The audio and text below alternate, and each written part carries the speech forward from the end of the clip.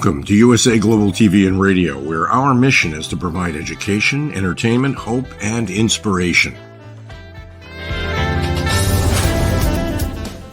USA Global TV and Radio connects you with experts and audiences all around the world every single day to help you succeed in business and to live a richer life. Visit us at usaglobaltv.com to learn about career and life-changing training and mentoring programs like the Listening Mentor. Subscribe to our newsletter to stay informed about our special programs and offers. Discover how you can become a guest on one of our shows or a host or producer of a USA Global TV and Radio show of your very own.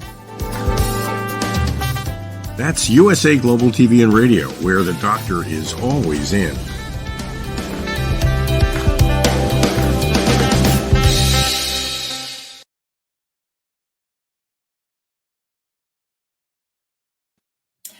Good morning, good afternoon, good evening, and welcome to USA Global TV and Radio, where today's show is Authentic Achievements. The show was designed to share inspiring stories, to help people share their lived experience and encourage and inspire others going through something similar to find their authentic achievement. And today's show is no different.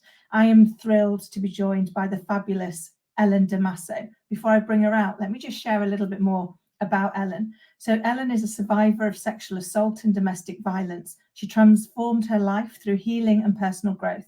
She founded Inner Bling Styling, a coaching practice empowering others to reach their next level. And by 2024, Ellen manifested a life beyond her dreams, owning multiple overseas properties, traveling the world and growing her wealth. Ellen's message of hope, healing and self-love has made her a sought-after speaker, author and mentor, inspiring people worldwide. I can't wait to share her journey with us. So Ellen, welcome to the show. Thank you, Kim. Glad to be here. Oh, it's such a delight to see you again, my lovely. And we were just admiring your view. Yeah, it's nice. It is beautiful. But tell us a bit more about your journey, because you had such an amazing journey, haven't you, so far? Wow, my journey has been a long one. So, I was raised in Florida, grew up Catholic. So a lot of that kind of plays into like my growing up and, doing the things that I was supposed to do and going off to college. I graduated as valedictorian and went off to college and got my engineering degree. Thought, okay, this is my way out of poverty. I'm going to earn so much money, have all these things, like everything was going to go right. And I thought if I had all of those pieces fitting together, that nothing would go wrong. And so a lot of things had gone wrong. I just wasn't aware that they were there until I was older. And once I moved to Texas, I was like, okay, I'm here to start my job, made friends, surrounded myself by all these people. And then I was actually sexually assaulted by a coworker, and that threw my world off. And, I remember just not even feeling alive. And for a long time, I had very dark days. And then I had my son, and he's just been a bright spot in my whole life. And I feel like I won the kid lotto with him. And, fast forward, I went through EEOC violations. I had overwhelming Catholic guilt. There was all these pieces that brought me down to just being a survivor.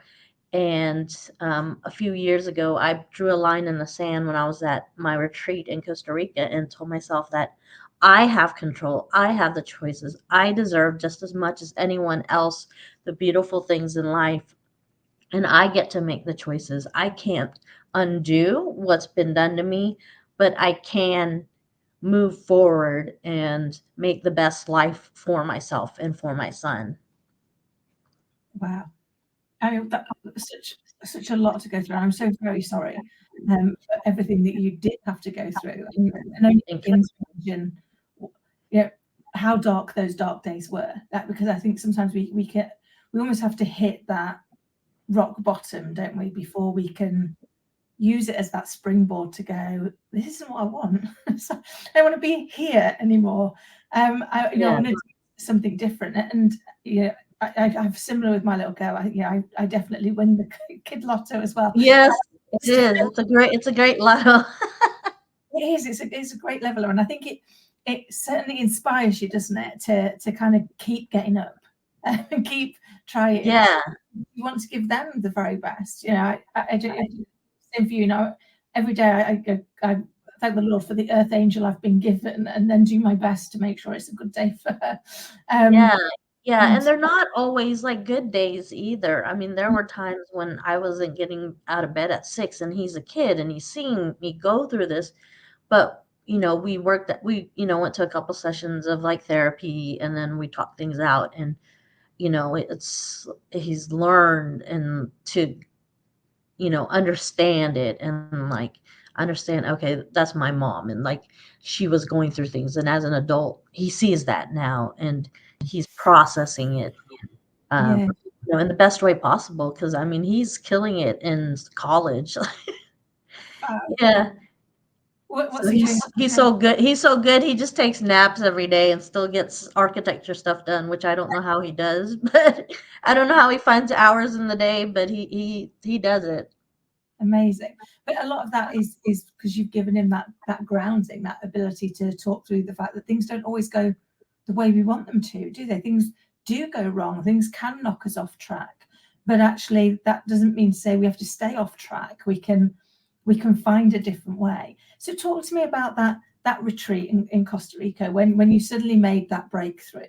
Because I imagine a quick breakthrough. I imagine there was a lot. It wasn't. So I saw the retreat and I was in like the lowest days of my life. Like I had suicide ideation. I mean, I didn't have any hope for anything or have any self-worth. I mean, I just went to this retreat like I felt called to be there and I felt there was a reason for me to go there. And I didn't have money, I didn't have a job at the time, but I found a way to go on this retreat.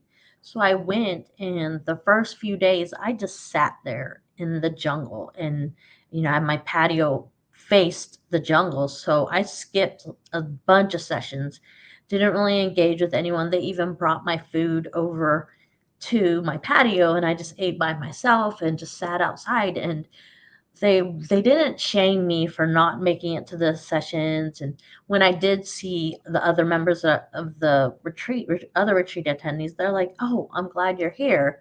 Nobody was like, oh, where have you been, what's going on, those kinds of things. So I was just able to be in myself and to heal in the jungle and just let all of the things weigh me down and really like feel like, man, this is something heavy and this is something that I need to get out of, and I want to have a different life and I want to have good things in life, and I don't want to feel this way anymore. It was a terrible feeling. I didn't know what better looked like back then. I mean, I had done a vision board right before I went, but it seemed so impossible. And so then now, after I drew the line in the sand in the retreat, and I started going to the sessions and I started engaging, I felt more alive. And, I had some great people that I met, and, they listened to me. And back then, I didn't even talk in group settings because I felt I had nothing worthy of saying. And so it really, turn the corner for me to be like, you know what, I am valuable. And there are so many things about me that are worth talking about. And that was just the start of my change. Oh, I love that, because I think sometimes we do get into that space, don't we, where we can't see what our worth and the value that we bring because of the situation or the circumstances that we've been in. And when you do find that breakthrough to actually start to go, well, I've got some strengths. Here are some things that that make me add value, that make me good. That can be sort of a lifting piece. So, what would you say are your greatest strengths? My greatest strengths, I've got a few, which I've realized now that I have a few, but one of them is being very empathetic and understanding other people. So there's so many people out there that just go through life looking for themselves and what resources they can get and what empathy they can get from others. It's very hard for others to see other people's needs and feel their pain and understand them. And, I can sense trauma in other people. I can really understand, the different situations people go through. And I think that's a strength to be able to identify that. And that way, that's a way I can help them. Is you can't help someone you don't understand, and you can't help someone that you can't go in depth with. So that's a strength. And then communication is, I'm extreme communicator, like on all forms. So audio, verbal, written, all the different ways of communicating, I excel at. So I'm able to get a message across.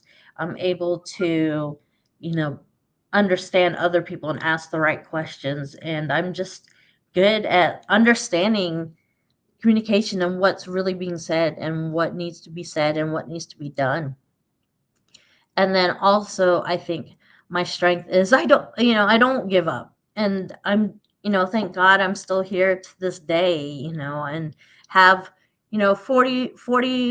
50 more years left of life that I can just keep going and get up every day and make that decision. Like, I'm going to continue to do good things for myself. I'm going to continue to create and curate the life that I want, because you know what? Nobody else is going to do it. And if I don't stand up and I don't go through it, no one else is going to do it for me. No one else is going to live this wonderful life for me. And so I think having that determination to not give up is so important, because we're going to get crap thrown our way all the time. We're going to get things that won't work out. We're going to have days where we don't want to get up, but it's the persistency and the ability to continue to go on besides all the stress, all the bad things, all the uncomfortability, all of that can stop a person. But if you truly believe you're unstoppable and can go the distance, then determination will take you a long way.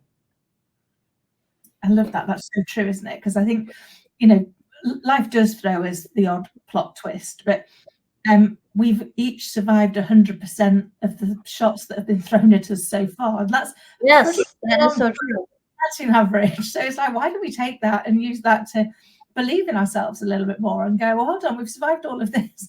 And therefore, we've got good evidence that we'll probably survive what's next. And I love the other part that you shared around being in control, recognizing that, it's our one life that we're going to lead. And actually, we are the author of it. But occasionally, I think it's time we take back the pen, because we give the pen to other people, don't we? And then we let them start to craft what our life is. And we're like, well, hold on, you've got your own life to craft. Yeah. So as long as I'm not being unkind and I'm not harming anybody else, then it's okay for me to live my life my way. But it probably took me until I was nearly 50 to get that point. Yes. But actually, Yes, it's an important lesson, right? It takes time. Yeah. And I love also that, that natural talent of yours to be able to listen to understand rather than listen to interject. So it strikes me from what you're saying, you're kind of utilizing your ability to intuitively know what needs to be said and what's not only being said, but what's not being said. And then ask those questions to help people see where they're very often, as we always are, hiding in plain sight. Yeah. I mean, that's the key, to ask the right questions. I mean, some people don't even know what they're thinking, and it's just like you got to get them to like dig in deep, and asking the right questions is one of the best ways to figure it out. It's so true. And I think you see that moment, don't you, where you've asked the right question, because you see the light bulb go off for the person you've asked it to, and you're like, that's it, that's the break. Yes. Yes. And they're like, I never thought about that. And it's just like, well, what do you think then? And, going down that line to figure out what's going on. And that way, when you know what's going on, then you can make changes. If you don't know what's going on, you can't change it, right? There's that bit of self-awareness that needs to happen.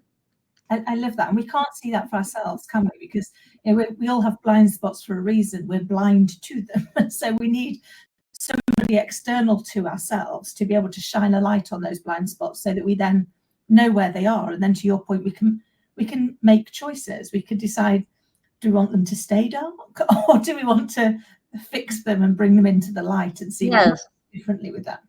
Yes, and that's that point where the other person has to decide, like, oh, I'm done with this, I need to move forward. And I can't make that decision, their husbands, kids, whoever can't make that decision. They have to know in their heart, okay, I'm done with this. What's next? What's new? What can I do to turn this around? Yeah. I love that. You've also talked about, when you went on the retreat and totally changed kind of how you were,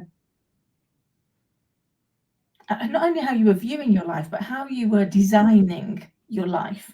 It strikes me that from the words that you used when you were talking about that, it was very much a retaking control and then deciding, actually, what is the life I want? And what steps can I take to get there? So how did you make that shift into that mindset of abundance versus that mindset of lack, I guess, of not being in control, of not feeling like you can make any changes?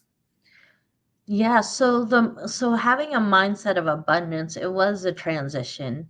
And I did the vision boards and I did some manifestations. And so I was listening to a lot of different books on mindset.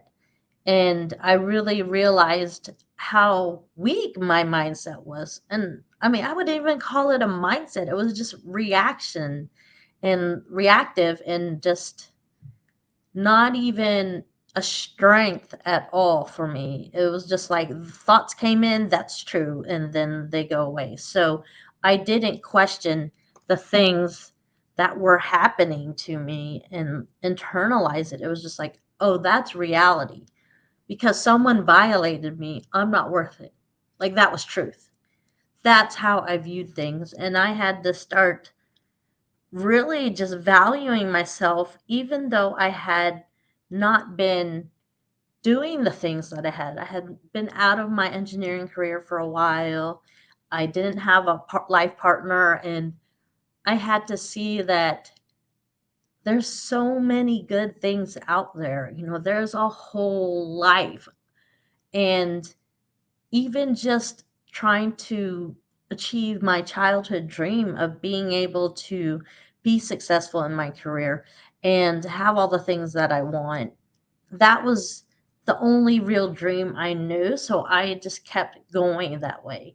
And I started off, I mean, I wasn't even that confident in my skills that I took like a gift shop job, a minimum wage job, just to get myself back into making money and feeling worthy. And that gift shop job, I realized, what talents I had because, I really was good with people and really helped people a lot. And I just realized that desire I have to help other people, I can use beyond just a gift shop job. I could use it as a coach, as someone who can teach others about their fashion, about empowerment, about the good things in life that they deserve. So I took that gift shop job and I started working on myself. I started journaling. I started doing yoga.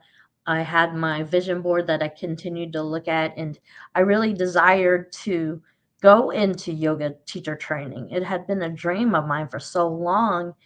And so I was like, why not? Like, I want to go different exotic locations, Bali, Costa Rica, all these different places, and teach yoga. And even just teaching yoga to people in town. I mean, there's so much space there is for having clients for yoga. I mean, there's still so many people that can still learn from it and go from and enjoy it and understand how it really impacts our life. So, I took that gift shop job and then I elevated to a senior care job. And that's when I was like, I'm talented to take care of these older people. I had never done it before, but I really connected with them. The families connected with me. And I saw 93-year-old and 95-year-old men that were in great health. I mean, one was in a wheelchair, but his facilities and all of that were there. And the 93-year-old had dementia, but he had just stopped working out maybe 2 years ago. So he was 91 when he worked out. And I saw that. And I used to tell my son, like, and it's terrible that I think about this. And I was like, I used to be like, you know what, when I get to 60, like, I'm done. Like, I just don't want to go on. Like, that's good enough for me. Like, I don't want the wrinkles. I don't want to live any more longer than that. Like, just, put me out of my misery was what I was thinking. And when I met these older gentlemen, I was like, you know what? I want to go into my 90s. I want to be healthy. I want to be in a position where I can still enjoy life. I can still, make an impact on others because they impacted me. And so from there, I went on and was like, you know what? I have so much to offer people, not just a minimum wage job, just, the sky is the limit. And just seeing how many talents I really had. I can succeed at a gift shop job. I can succeed at a senior caregiving role. It's like throw something at me and I'll make good of it. I love that. It is about that kind of mindset, isn't it? It's about how you view it. And it just makes me smile. It reminded me of my great aunt, who sadly we lost at Christmas last year. She was oh, thank you. She was nearly 96, but when she was in her very late 80s, she was the poster girl for the local gym because she used to go. Oh, I love that. You'll have to share the photo with me and her name. Those are the people that are inspiring to me and that I've seen. I see 70, 80-year-old women that are trainers now and that are working out now and that just started. And it's just like, it's never too late, right? And so I love that. And we're working out and being healthy for the body in our future, right? Right now we don't see it, but it's the 30, 40 years down the road that we're working for. That's it. And the inspiration that we leave to people, because I think is that, and it strikes me from what you're saying, a large part of this transformation has been body, heart, and soul. So it hasn't just been around what you've visioned. It's been about reconnecting with who you are and what you deserve, and kind of then creating the life that you want to lead, as opposed to would it be fair to say almost reacting to whatever life threw at you? Yeah, that was very much how I was. It's like, oh, bad in, bad out. Like, that's how it works. Something bad's happening, and then my result from it is just going to be bad as well. Yeah, and I think sometimes it's that. I had a friend of mine say once, I can't decide if you're incredibly strong or incredibly stupid. And I was like, probably both in equal measures. But when something goes hideously wrong for me, which happens to us all, and so I cling to the one thing I know how to do, and I use that as the life raft through the messy sea of my brain until I can find something else I know how to do. And before you know it, you've got past whatever it is. You've moved through. You found something on the other side. But Yeah. I was very much in that reactive space. I throw something and I catch it and run with it, as opposed to making that move to creating it. They say, whatever your mind believes, you'll find proof of that in your life. Yeah. So if we're telling ourselves we suck, we've not done anything well, then life's going to say, yeah, you do suck. Yeah, this happened, and all these negative things. So having that gratitude for whatever comes and making the most of it, it's gonna happen. We're gonna have bad days in driving. We're gonna have people who are to us. We're gonna have life situations and stress and all these things, but that's not who we are. Who we are is separate from whatever is going on in the world and going on with our family. It's what's internally going on. I love that. I always say to my little girl, she's 7, and we're so quick to have a label, aren't we? It's like, so she'll do something that probably wasn't such a great choice. She's like, oh, I'm naughty. It's like, no, you're not. The choice might have been naughty, but you are not the choice. Beauty of a choice. You make a bad one, you can make a different one straight afterwards. not do is take the label and then own it. Yeah. And actually, we're not. We are separate to that, aren't we? And once we can understand that, we can start to see our true value. Yeah, I mean, because my son, people, when I would drop him off for school, I would tell him, make good choices, not be good, or anything of that, a judgment call, but making good choices, right? Like being kind to the person or not being kind to the person, standing up for yourself or taking, not taking control. So we all have choices in every part of our lives, and giving that to our kids and letting them see it's about choices. We're going to mess up. We're going to feel bad. We're going to do things that like, ugh, what did I do?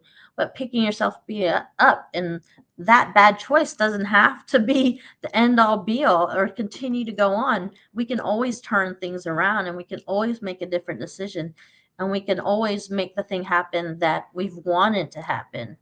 I mean, we have so much life in us, and especially it's great teaching our kids that, because we see that in them and they're like, oh, they hold a mirror up to us, and we really see what needs to happen for ourselves and what we're teaching them and mirroring them, they're mirror back to us. So it's this whole cycle of, creating those moments within each other and that family where we're going to make good decisions, and we're going to, deal with whatever happens. We're going to make a good choice out of it and do the best with what we have.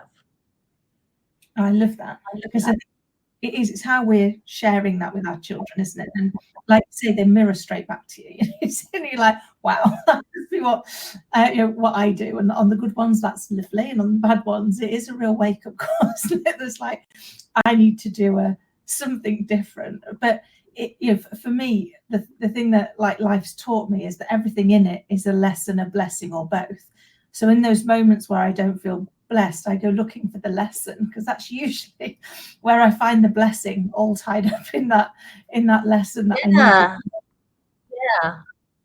And I feel like, I look at things as challenges. It's like, what's this challenge? I always call it like leveling up. So it's like, what's this challenge going to bring me? Like, what's it going to teach me? What am I learning about myself? And then also thinking, well, it's not as bad as like the being violated and like sexual assault and all these terrible things that people do. It's a different level of stress. They both produce stress, but one teaches you your strength and your resilience. And then the other things also teach you that, what? There are good things that can happen to you, no matter like what your life has been through. People have been through childhood traumas, they've been through adult traumas, and really deciding that, hey, my trauma isn't going to define my life, and I'm going to go for something different. And it's up to you whether or not you want to tell people like that's your backstory. Like, they don't need to know. What needs to happen is what we need to realize about our own lives and take into consideration to be like, what, I'm going to be the best that I am, and no one's going to stop me. And even if I have a down day, you better believe I'm going to get back up and keep fighting, keep going, keep making it happen. And taking all that life gives us and making, if you don't want lemons out of lemonade, then maybe you want a Diet Coke. So it's whatever you want to infuse into your life and tell yourself and go forward with what's happening with you. I love that. So it really is about being intentional, isn't it? It's about making intentional choices, and then do it, like owning those choices, like you say. We're making sure that every day, and I say this to Scarlett all the time, our only goal in life is to be a better version of ourselves today than we were yesterday. So if in every day we can grow and be a better version of ourselves, not a better version of anybody else, but a better version of ourselves, then we're pretty much nailing it. That's kind of what we're supposed to do. So, I mean, you've done so many things you must be proud of. What would you say you're most proud of so far? I would say my son. Yeah. I mean, he's his own person, but just knowing that it's different from where I started, right? Like when I was pregnant, I was like, oh my God, I might have to do this by myself. I was like, I hadn't, his dad wasn't involved and had moved out when I got pregnant. And so I was like, oh my God, like I was thinking that was the worst thing that could happen, right? Like being a single mom and not having the dad around and how am I going to raise this child? But I really poured into him and he poured into me too. And just watching him make good choices, and be smart, be funny, reflecting back all that I had taught him, he showed me what life was really about and to keep going. He was a resilient kid and he's been through a lot, and I'm just so proud of him and just watching him, especially when he went to college. I had told him, make your decisions, shoot your shot. Don't let other people tell you, oh, stay in Florida because it's cheaper. Like that's not what college is about. It's a whole experience for you to determine your future and where you want to be and all the decisions coming together to catapult you forward to create your own life. And so watching him he applied to 20 schools and including Ivy League schools, and then he was able to get accepted, and I saw how much effort and determination he put in. I was like, maybe it is time for me to go back into technical marketing and back into engineering. I had spent so much of my life dealing and just living this trauma filled life that he really helped save me. Wow. I can see why he'd be one of your proudest moments, and I think it's that it demonstrates that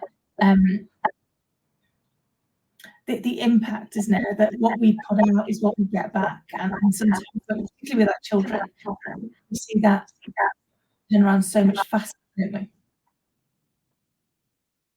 we? Yes, they're great. So And he what's keeps me laughing, and like, he makes the things in life I do comical, and I just have to laugh at myself. I'm like, okay, not taking myself so seriously too. He brings a lot of laughter and joy. they are great levelers for that, aren't they? Because they love you so unconditionally, and actually they do get you to take yourself less seriously. And that can be a good thing. All the things you would never dream of doing. But if your little one wants you to dance and sing loudly with them, then yeah, you'll do that. Whereas if your friends ask you to do that, you'd be like, I think not. That's not. Yes.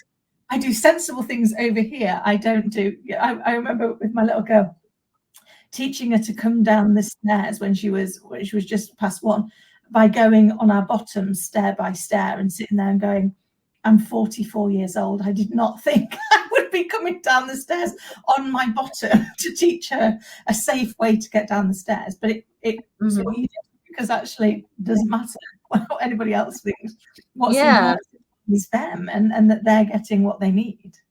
Yeah. There's so many life lessons we can teach them in, very unique ways. And we find it, it's not just how we say it, we have actions, right? Like going down the stairs. Oh, she follows that. And especially children, like they don't need a lecture on this is why we do this. And, especially when they're young, it's just, we have to model what the thing that we're trying to teach them. I mean, they're not there for essays and for long lectures or any of that. No, they pick up everything, don't they, on the way that we on how we are. So it's not just what we say and what we do; it's how we are and how we show up. And so for me, that was a big motivator and change for me, because I suddenly realised, and unless I got out of my head and stopped being so self-critical, actually that's what I was going to teach her. I was going to teach her to be in her head and be self-critical, because I can't go do as I say, not do as I do, because it doesn't work, does it? It does. And they they emulate it. And so I think, for me, I often think, I mean, she poor little soul looks exactly like I did at her age. And so it's like having your inner child outside and running around. So when we go back and say it's always our inner child we've got to heal, it's like she's right there in front of me. Which really helps. Was that something to do with your son? Yes. So it was, because I could see in him like how he felt about himself and where he was lacking confidence, and or like not making good decisions. And when I didn't show up, he didn't feel good, and he needed that like encouragement, because that's not how I grew up. I mean, I didn't grow up in an encouraging home. Like, it was, you have emotion, you express it, like explode. Like, that was the way. And we didn't talk about feelings, right? We didn't identify the thing that we were feeling inside. We were just reactive. And so it was a whole new paradigm shift to teach my son that, what are you feeling? What are you going through? Let's talk about this. And, now he's very open with me, and we have a very open relationship. I mean, he's 19 now. I don't know if I said college, but he's 19. And so being able to see him communicate well and like understand people. And I mean, he has so many girl friends, like, tons and tons of girlfriends that love to talk to him, because he's a super supportive person, because he's learned to deal, have his mom, and like he knows my stories, so he knows my mistakes, he knows the things that I've been through. When he was younger, he wouldn't have understood it, but as he's gotten older, we've had that engaging conversation to be able to say, this is the choices that we're making, and you're free to make the choices that you want. Wow. And what a gift to have given him that start in life. Ellen, it's been an absolute delight. I can't believe we're coming to the end of the show. How can people get in touch with you, and who do you help? Yeah, so I'm on Instagram. That's my most active social media. It's Inner Bling Styling is my Instagram. There's also my website, which is innerblingstyling.com. You'll find information about the retreats. You can see the TEDx talk that I recently did. And that's the best way. And I'd love to touch base and, help people out, and really empower others to have the great life moving forward. I love that. And Ellen, thank you so very much for coming on and sharing your story and inspiring us with your lived experience to take what life throws at us and see what we can do for it, see how we can make the best out of it, and ensure that we're being grateful for the things as we go along, because as we are grateful for what we have, we get more things to be grateful for, don't we? We direct our brain in that direction. Yes. And it's like blessings upon blessings upon blessings. Like, there's just so much good. I love that. Thank you again for being with us and sharing your insight and your journey. Until next time, thank you. And to everybody watching and listening, I hope you found Ellen's story as inspiring and as insightful as I did. And until next time, take care.